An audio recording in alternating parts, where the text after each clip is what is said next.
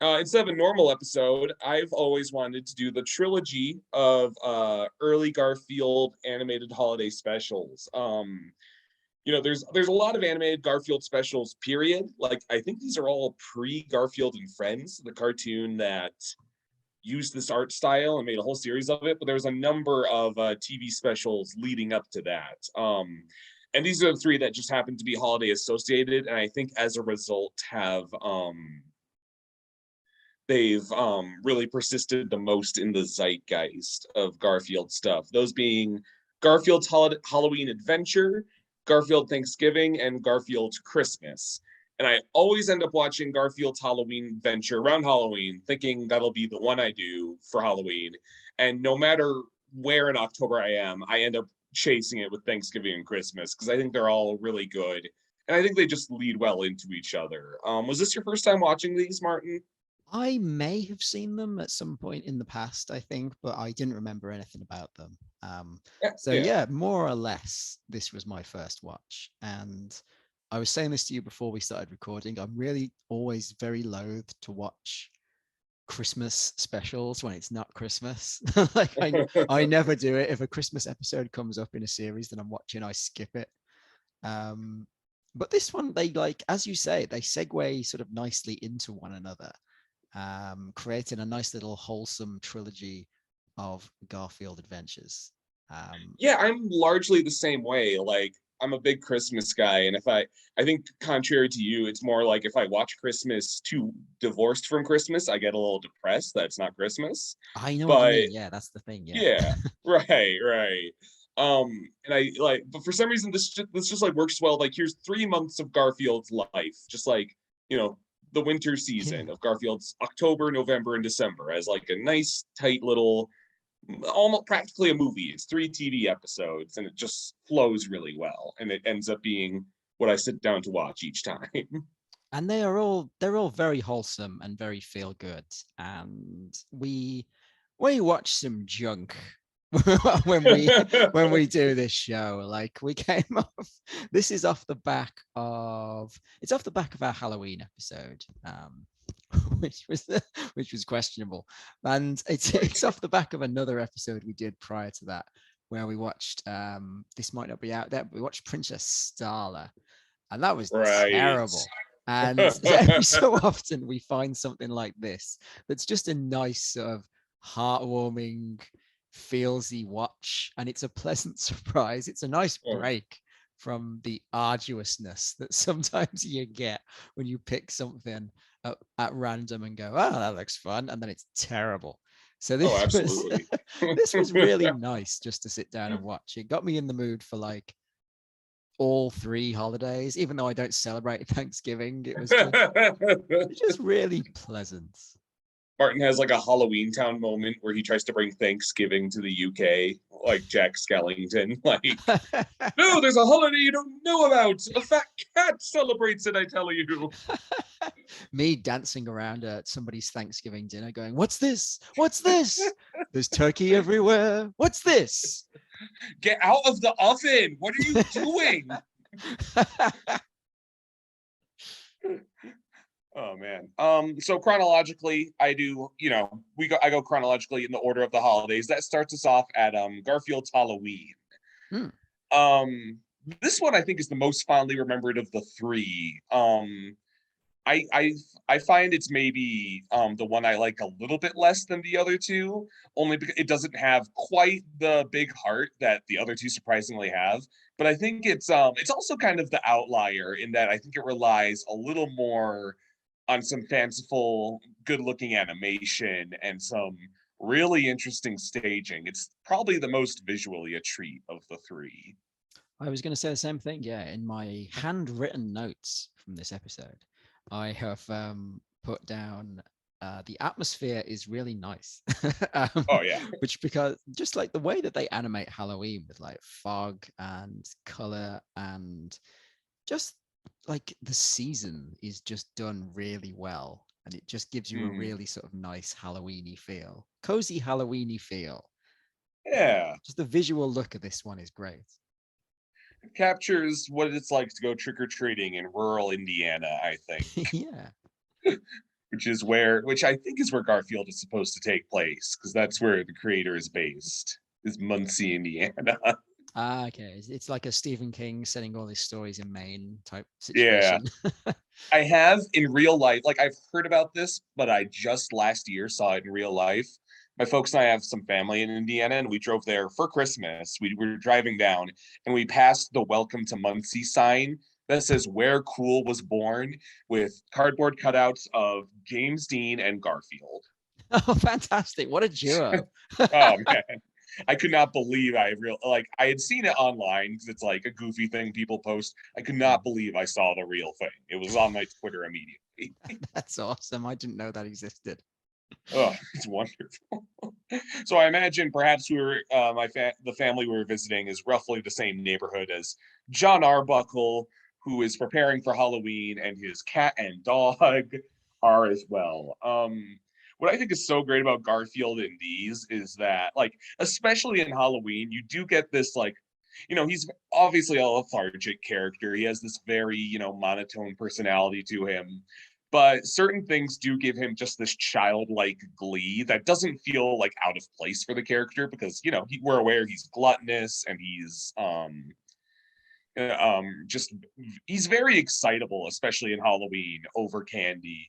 And the way his dynamic with Odie is almost like a big sibling and a little sibling. The way he's like, if you help me carry my candy, you'll get a whole piece for yourself.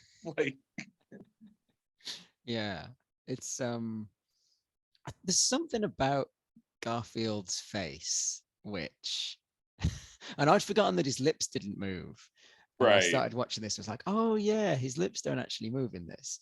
And there's something about his face which is like he's usually got the one expression, which Yeah. I don't even know how to describe the expression. It's like slightly tired, slightly smug, slightly Mhm. amused at everything. Yeah. And it lends itself so well to him, like his character sort of going in any direction or feeling any emotion that you give him somehow fits that expression and makes it funny. I can't Oh yeah. explain why. Absolutely. Well, and it is just kind of like it's what a cat looks like. I feel like they generally have just those half-lidded eyes and the kind of impatient vibe to them. You know, Yeah, the sort of the whole semi smile that you can't quite. yeah, the way their lips curl upward, like when you're drawing a cat, you always do like two J's next to each other, Yeah. and it can like project as like a smug smile when it needs to be. And I think that's why, Garfield has gone over a lot of design revisions. Like if you look at the very first Garfield strip, he's practically unrecognizable. His design is practically a monster of an obese cat. And I think they roughly settled on this one around this time, and it's more or less what's persisted. They've maybe changed like how skinny his legs are or something like that. But I think the face has largely been the norm for a while, and that versatility that you mentioned is no small part of that. I mean, is this a good time to mention Lorenzo Muzak? Oh, completely. He is wonderful in these. What a voice. And I remember even at the time, I knew that Peter Venkman was Lorenzo Muzak and he was Mhm. also Garfield. And I just Right. remember, like, because it's the same voice he uses for both characters, but it's what an amazing performance. And I'm devastated that they replaced him in Ghostbusters with another actor, like after the Oh second yeah. season, I think, because it's just the worst decision they could possibly have made. And he makes every line land so well. Like his comic Mhm. timing and delivery is, I think, second to none. And I think it's just his normal speaking voice, perhaps just with a Yeah. little inflection. But he has just like this it's almost, befitting his name. There's a bit of a sing-songy quality to it, and a bit of dreaminess almost with everything he Hmm. says. Yeah, he always sounds like Um, he's slightly, not slightly drunk, but maybe like a little bit spaced out all the time. yeah. I love I made a Garfield video about a year ago after doing my tradition of watching all three of these specials. And I do just love the featurette of Jim Davis talking through the process of making these specials. And he's just like, Garfield is voiced by Lorenzo Music, whose face I've never seen, and he's just filming him from behind doing the voice. You've also got that weird, bizarre coincidence where you have like Lorenzo Music in Ghostbusters was playing Bill Murray. And then so the story goes that Bill Murray met with like an executive who was working on real Ghostbusters, and he was like, "Why does the Venkman character sound nothing like me?" And that inspired them to go, "Oh, okay, maybe we should get someone else who sounds like Bill Murray." No, Supposedly, I don't know what? how true that is. And then you have the weird Bill Murray. So you have you have some guy replacing Lorenzo Music to try and do a Bill Murray impersonation. And then Bill Murray voices Garfield in the CG Garfield movie years Right. later, which is just such a strange, I don't know, something weird about that. I don't like it. I think it just shows how intuitive the choice for the casting of him was all along, contrary to ostensibly not acute Bill Murray's assertions on the matter. I think I don't know. I guess it's just one. Yeah, it's funny to imagine him being like, he sounds nothing like me. And I'm like, when I imagine the two together, like maybe it's cartoonier, but it works for a cartoon. I don't know. Yeah, I've never seen those Garfield movies, but are they any good? Do you like them? No, you don't need to. I thought that was probably going to be your answer. Yeah. Do you think Bill Murray is a good Garfield? He works. But the story is he signed on for the movie because he thought it was the Coen brothers directing it, when in truth it was a different director with the last name Coen, and he was in too Yeah. deep already. I remember that. I just always think of have you seen the movie Zombieland? Yeah. Where like Bill Murray is dying and someone says to him any regrets and he goes, no. Well, maybe Garfield. Well, and that's a good segue to the notion that first Garfield movie, the Bill Murray Garfield movie, is all about like Odie getting caught by a dog catcher, and Garfield has to like go on a grand journey to save him. When these three specials don't have stakes and any kind of thing like that, they're just Garfield like vibing in the holiday, and that's like, he's a comic strip character. It's just like, and really you could probably split the shtick of these specials into separated out strips for the season, because it's just like Garfield does one small thing for Thanksgiving, Garfield does another small thing associated, and there's usually a thin narrative line, but you could also just easily like chop these up and it's a comic strip, and I think that is what retains the spirit of Garfield really strongly in these. I think so. Yeah, I think you're right. The simplicity of it. Like, it doesn't need stakes. You don't need a big adventure or a villain or something like that. It's just Garfield doing stuff.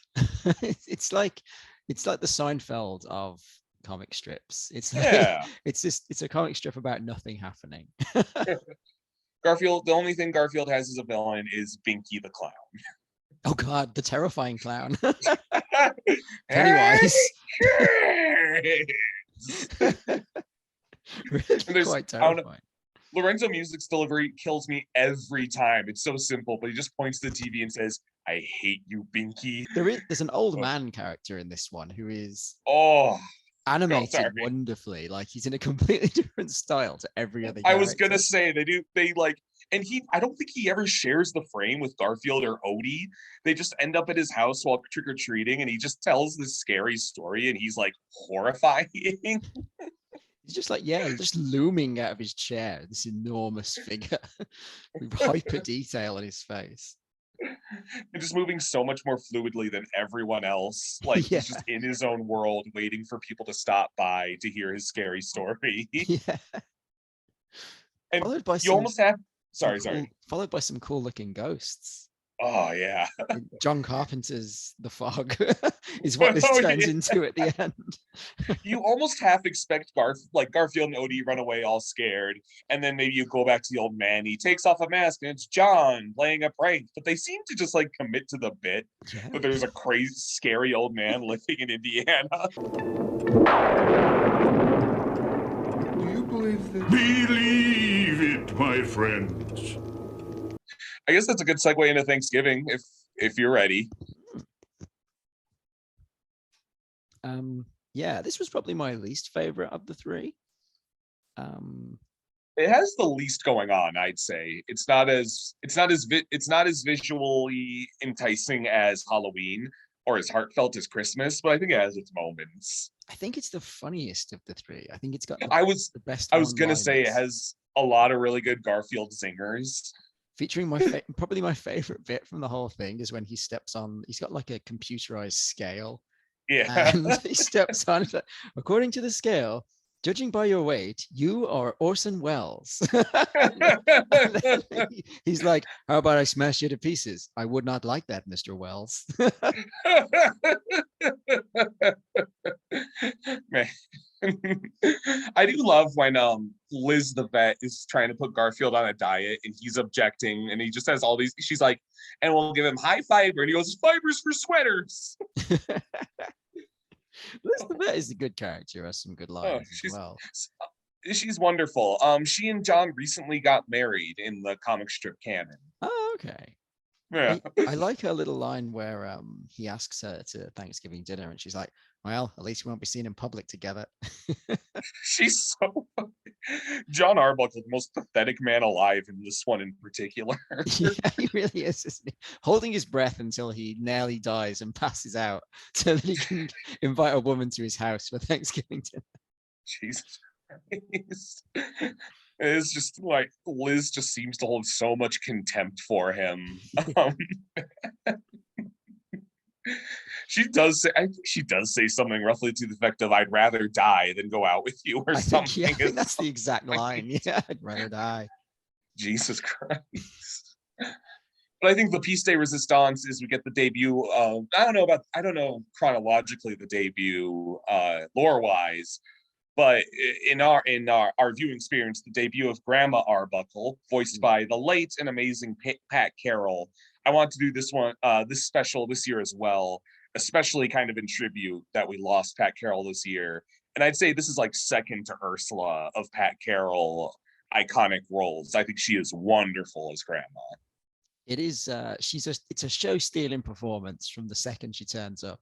And she's only in this one for about, I don't know, 2 minutes. Like she literally turns up at the very end to try and salvage Thanksgiving dinner. Chainsaw in hand and like just barreling through her dialogue and like just delivering every line amazingly. My. What have we here? Looks like something the cat dragged in. If you'll pardon the expression, Garfield. Well, I love a challenge, and this sure as heck looks like one. Stand back, Garfield! This is war! Now, the first Thanksgiving was in 1621. The Pilgrims had had a good harvest, so Governor Bradford declared a 3-day feast, you see. They invited their Indian friends to join them, and everyone brought food. There was venison, turkey, duck, fish. What's that? Sounds like, the dishwasher! And there's some laughing animation that she does, and this laugh that Pat Carroll does, which is like, ha ha! And it's like, it sounds really similar to her Ursula laugh when she's doing like yeah. and it's like, ha ha! And the whole like head goes back, and it's just amazingly done. She's so wonderful because John is such an incompetence that. So this Thanksgiving was in 1989, which makes this the same year as Little Mermaid. I wonder, did Christmas get made first? Because she's also in that one. This feels like it's after her Christmas appearance. Yes, Christmas is 87, so she actually predates Ursula. She may have recorded them around the same time because Disney movies take a long time to make. But it is surprising that this character is roughly like best case scenario Ursula in that she has all that fire and spirit, but she's this wonderfully wholesome character as well. She is, and she's unhinged, like in a really cool way. Like, stand back, Garfield, and she just starts revving up a chainsaw. It's just wonderful that Grandma's like the only person Garfield seems to respect, like genuinely. Like she rides out a frame and you hear Garfield just go, they don't make them like they used to. Like just genuinely really loves Grandma, has nothing like derisive to say about her the way he does everybody else. And she gets like a nice wholesome moment we'll get to the Christmas one, but in this one she gets another wholesome moment at the end, where she's like, tell that woman she'd be lucky to have my grandson, sort of thing. And it's just such a nice note that she ends on, just like blazes off into the distance when our work is done. Yeah. Yeah, Thanksgiving is the most simple of the three. The arc is kind of just Garfield might need to go on a diet, and then he doesn't, and antics ensue. He also crashes John's car into a shop at some point at the start. Oh yeah, when they're trying to stop him to go from the vets. John literally like plows into like the front of this store. That made me laugh. Wonderful stuff. That leads us into my personal favorite, A Garfield Christmas. Actually, according to my notes, the next episode is Tales from the Crypt. So I've skipped. I think I was so engrossed in the Christmas episode, I didn't even take any notes. So it segues on my sheet of notes from Halloween, Thanksgiving to Tales from the Crypt. So there you go. Well, I mean, it goes to show you, it's great. It's one of my favorite Christmas specials of all time. It's delightful, yes. Wonderful. You open on this Garfield dream sequence where John like surrenders his dignity to dress as a Christmas elf and leave a trail of breakfast lasagnas to Garfield's Christmas gifts. I love the trail of lasagnas. Like a forklift delivering the enormous gift at this time. Oh yeah. It's such a great little like peek into Garfield's psyche and how little he respects John Arbuckle. And then there's this relatable mood of John being like, we're driving out to the country for Christmas, and you're like, no. I just think, like, again, Garfield has this childlike impatience that's like you relate. Like, if you ever just want to like why can't you just stay here why can't they come over here, for heaven's sake? Why do we gotta drive out? Yeah, it's like kind of that's my exact thing as well. So when he was talking about why do we have to go over there? Why can't they come here? Why do I have to get up and get out of the house? Like that was my exact problem with Christmas. Why aren't they coming to us? Why am I going to them? Exactly. There's the Christmas song in the drive over, and I think my favorite Desiree Goyette lyrics of all time are like, the spirit of Christmas is the insomnia and anxiety of children having to wait. I love how Garfield's like countering all the plus points of Christmas with like, a downer. Getting to buy presents, anxiety and stress. Dad would chop down the tree, work. Mom would make all the food, chores. It's like one is like is it like clerical work or something? He references like some sort of paperwork or something is one of them, I think. Oh man, something to that effect. He gets a few good ones in there. Yeah, I love how he's just got a response for all of them. We get to the Arbuckle family farm, and we meet John's parents and his brother, who they call Doc Boy, and he insists that's not his name, but we never learn an identity otherwise for Doc Boy. Why do they call him Doc Boy? I kind of don't get it. I wonder if it's like a farm culture thing that a city boy such as yours truly can't even wrap his head around. I thought it was Dog Boy at first, and that's what I thought they were saying. I do love, like, the put upon brother is a very identifiable Christmas character to have around. Just don't call me Doc Boy, and you probably forgot I'm your only brother. It's kind of instantly kind of pissed off that his city slicker brother came back into town with his like nice sweater. That's right. Yeah, it's a good family dynamic, all these characters. But it never it never becomes like a negative, horrible experience where John gets back and he's like miserable. It's like he's genuinely pleased to see the family. The characters have like little squabbles that family, of course, is gonna have, but it's never borders on like a Krampus situation where they all like fucking hate each other or something. I love Grandma's arguments, like her little comments about being told what to put in the gravy. Your gravy won a ribbon at the county fair? I think not. very some Ursula coming in through that one. Yeah, it's like didn't even place. Man. And you get the Christmas traditions. Like, I do love John and Doc Boy being like, "Come on, Dad, read us Binky Saves Christmas." Like, you get just enough, like, a bit of irony in that they just really get a kick out of humiliating their dad this way. Oh, I was worried he wouldn't do it this year. Oh man. Garfield gets bored and digs around the attic, and he finds some letters from Grandpa, Grandma's late husband. This leads to a very tender moment between them. Probably my favorite scene in Garfield canon. Like, Garfield nuzzles up on Grandma's lap as she just laments her late husband.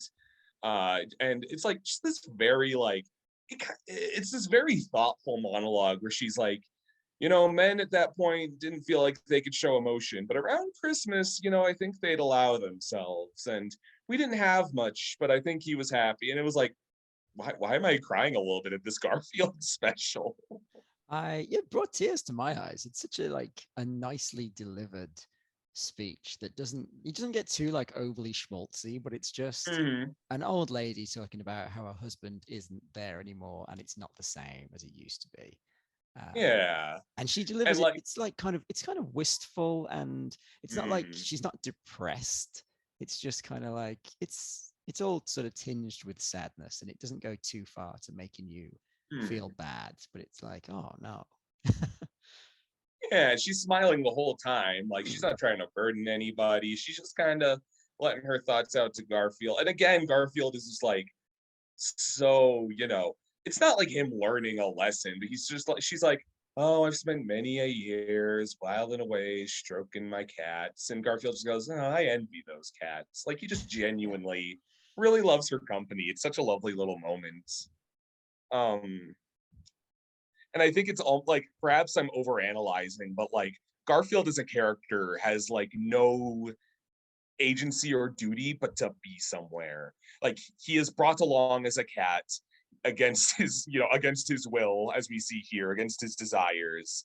And what Grandma misses about having Grandpa is, just having someone there. I think there's this very tender spiritual connection she has to this pet in this way. Perhaps I'm way stretching, but that's how I've always read it. Yeah, I think so. Since Grandpa passed on, I've whiled away many a lonely hour rocking and stroking my cats. I envy those cats. Grandpa was a proud man, a strong man. He was a good provider. We've never had much money, but we always had plenty of food on the table. And he always made something special for me and each of the children at Christmas. Men like him didn't feel like they could show much affection outwardly to the children, but on Christmas, it was okay. He always pretended not to be excited on Christmas morning, but his eyes gave him away. I think it was his favorite day of the year. Sometimes I wake up in the night and I can still feel his strong arms around me. This is the night I miss him the most. Yeah, it's a very wholesome Christmas special. It's like, if you want a feel good Christmas special, I think this is it. Absolutely. Oh man. Yeah. Like I said, the other characters don't get quite, it's hard to compete with a Pat Carroll grandma, but everyone's pretty great. Like, the dad is a little bit, a little crotchety, but again, not unpleasant. Mom is all smiles, but has some agency. Oh, you're not trying to put chili powder in my gravy, are you? My gravy didn't even place. I think it's great. I'm so glad to have been able to show these to you. This has just reminded me of another Pat Carroll grandma line from the Thanksgiving one, where she's like, "Have you ever seen my 2-second cranberries?" And she just dumps a tin of cranberries in a plate and goes, "Blink and you missed it, Garfield." And she just goes, "Ah!" Aha! Wonderful. You don't like sweet potatoes, but you never had my sweet potatoes, butter, brown sugar, and marshmallows. Ugh. Wonderful. I think friggin' like animates Mount Rushmore of characters. Grandma's definitely up there. I think yeah, she's on our honorary plaque along with Oh yes. Dan Aykroyd, the man, and who else have we got up there?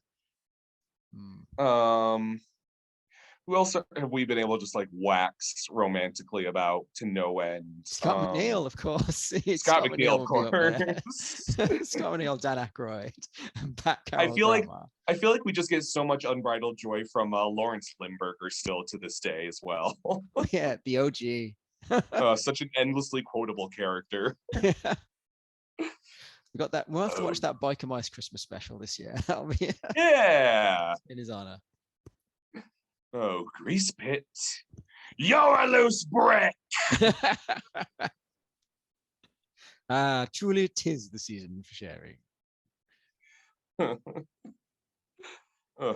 Well, tune in next time for Limburger and Grandma Arbuckle go on a wonderful date and just have a nice time. Hey, Limburger, do you smell fish?